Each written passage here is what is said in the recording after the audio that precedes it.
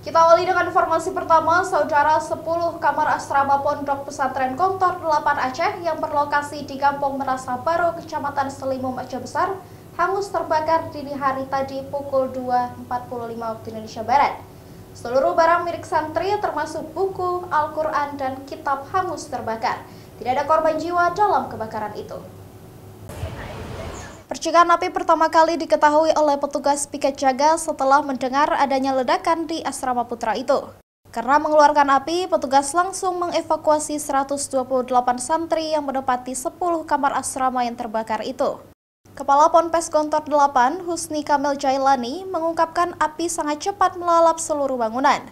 Seluruh barang milik santri mulai dari lemari, baju, buku, hingga Al-Quran dan kitab tidak dapat diselamatkan karena api sangat cepat menjalar menghanguskan seluruh bangunan.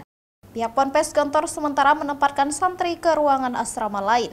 Pertamanya adalah diketahui oleh piket malam.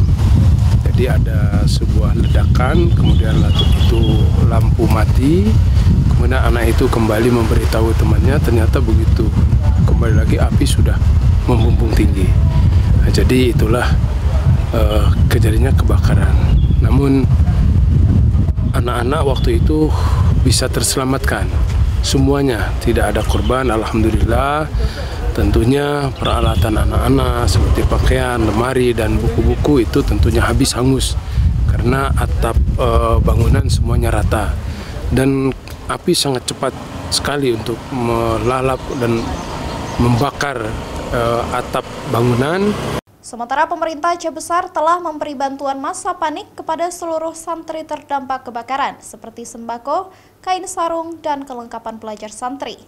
Kita bersama pemerintah sudah hadir di saat masyarakat ataupun lembaga seperti ini butuh, dan semakin kita berupaya, dan untuk besok mungkin akan maksimal saya laporkan ke Dinas Provinsi Aceh dan BPPA, maka itu perangkat alat sholat, kemudian matras, dan lain sebagainya. Hari ini hanya bantuan tanggap darurat di Kabupaten Aceh Besar.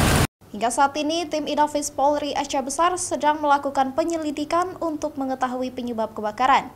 Kerugian materi diperkirakan mencapai ratusan juta rupiah. Mustajab Syahril, Kompas TV, Aceh Besar.